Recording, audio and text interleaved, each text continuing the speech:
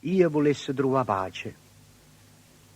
Io volessi trovare pace, ma una pace senza morte. Uno mi sa tanta porta sarebbe per campare. Sarebbe una mattina di primavera e arrivasse fino alla sera senza di inserrata là.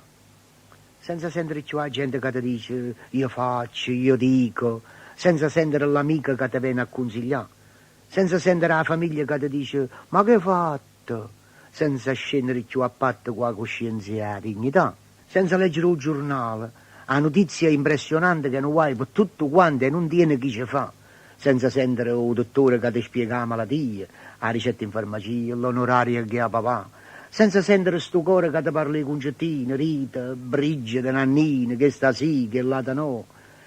Perché insomma, si vuole pace, non sentire più niente e sperare che solamente viene la morte a te pigliare. Io volessi trovare pace, ma una pace senza morte.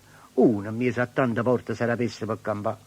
Sarebbe una mattina di primavera e arrivasse fino alla sera senza lì, inserrata là.